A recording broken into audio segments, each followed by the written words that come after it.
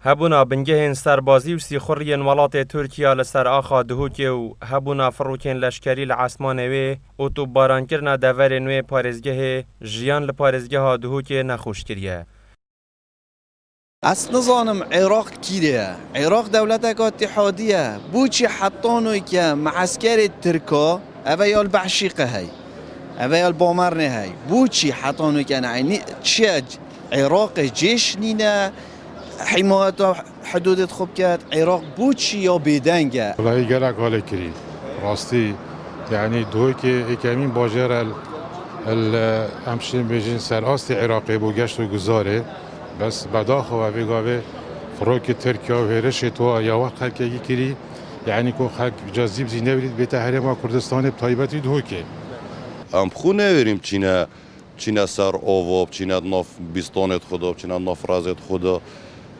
وجا چود سیاحتن مثلا غیر منطقه غیر جبهتن قصد ما بکت في سبيل حياة خوب كتاد ما ترسيدو ام خونه بریم چی نویره او چه مجبورش قومک آدی بیتن پارزگه ها دهوکی گرنگترین پارزگه ها لسر آست عراق و هرمه هفسنور دگل ولات عربی بریکا سوریه و هفسنور دگل ولات اوروپی بریکا ولات ترکیه جلای بازرگانی و گشتیاری باشترین پارزگه ها لهرشن بردوامین ترکیه افسیکتره لاواز کرینه.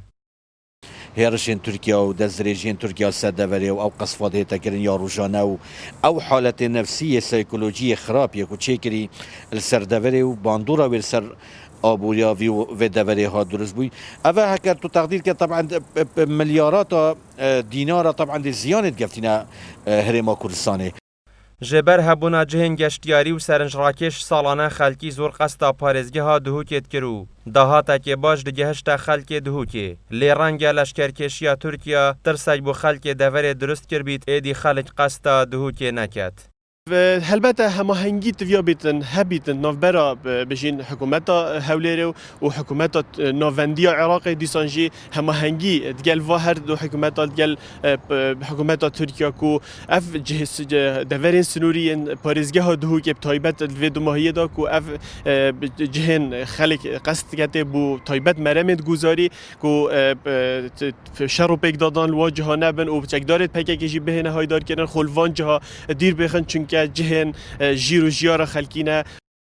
به مرما هبونا گریلایم پکک لچیاین سنورین دهوکی ترکیه لشکرکشی کریه سر آخا دهوکی و داگیر کریه و مترسی بو سر آخا دهوکی درست کریه کارتکرن لسر همی سکترین جیانه کریه ل دهوکی کاروان صادق گلی کردستان